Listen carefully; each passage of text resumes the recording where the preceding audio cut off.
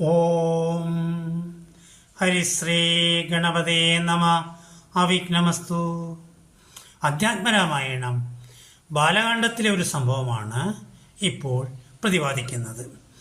യാഗരക്ഷയ്ക്കായി വിശ്വാമിത്ര മഹർഷി ബാലകന്മാരെ രാമലക്ഷ്മണന്മാരെ വനത്തിലേക്ക് കൂട്ടിക്കൊണ്ടുപോകുന്നു.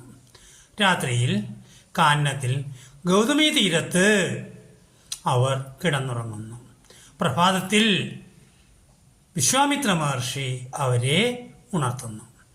കൗസല്യ സുപ്രജാരാമ പൂർവ സന്ധ്യ പ്രവർത്തതേ ഉത്തിഷ്ഠ നരശാർദൂല കർത്തവ്യം ദൈവാന്യകം.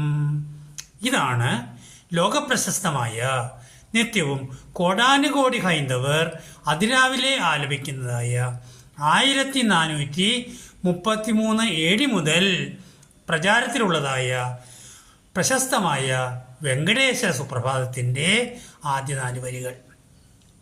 വെളുപ്പിന് 6 മണിക്ക് മുൻപായി ഉണരുന്നത് ബുദ്ധിക്കും ആരോഗ്യത്തിനും നല്ലതാണ് എന്ന് ആരോഗ്യശാസ്ത്രം പറയുന്നു. ആദികാവ്യം എന്ന് ചരിത്രകാരന്മാർ രേഖപ്പെടുത്തിയിട്ടുള്ള വാൽമീകി രാമായണത്തിൻ്റെ സ്വതന്ത്രാവിഷ്കാരമാണ് തുഞ്ചത്ത് രാമാനുജൻ എഴുത്തച്ഛൻ്റെ കാവ്യഭംഗിയും ഭക്തിപ്രധാനമായ അധ്യാത്മ രാമായണം. രാമന്റെ ജനനം മുതൽ പട്ടാഭിഷേകം വരെയുള്ള ഭാഗമാണ് ക്ഷേത്രങ്ങളിൽ പാരായണം ചെയ്യുന്നത്.